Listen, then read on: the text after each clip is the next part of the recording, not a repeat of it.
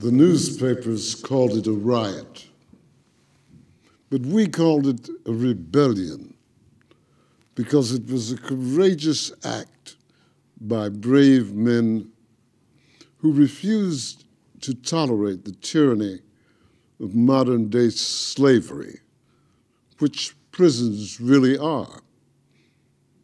A system of incarceration which allows human beings to be treated in a way that one wouldn't treat animals.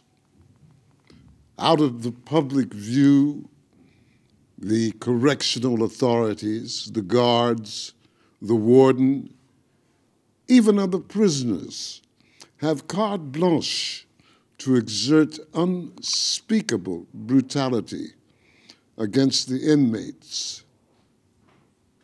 Its methods are constant intimidation, torture, rape, and murder.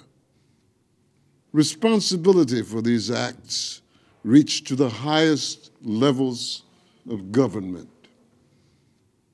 For example, so many lives were lost that day that might have been saved if the governor of New York, himself scion of one of the richest families in the world, had shown the tolerance and compassion which his office and privileged position mandated.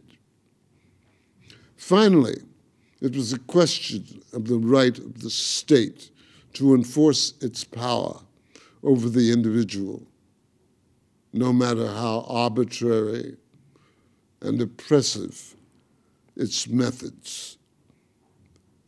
It is sad to think of that deplorable time, that terrible day in September. Just 1 month prior, there had been another tragedy at Soledad Prison in California, resulting in several deaths, most notably that of a 30-year-old Black Panther, George Jackson.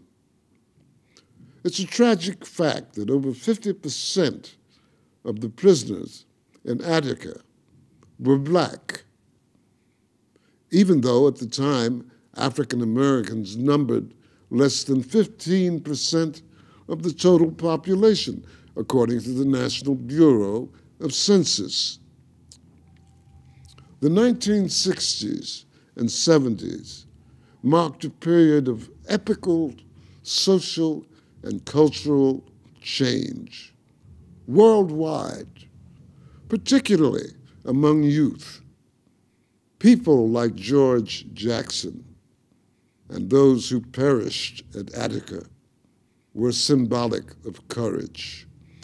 In the face of injustice and adversity, certainly some gave their lives hoping to change the world. Unfortunately, not much has changed. Sometimes things seem to be even worse. Perhaps we are all prisoners.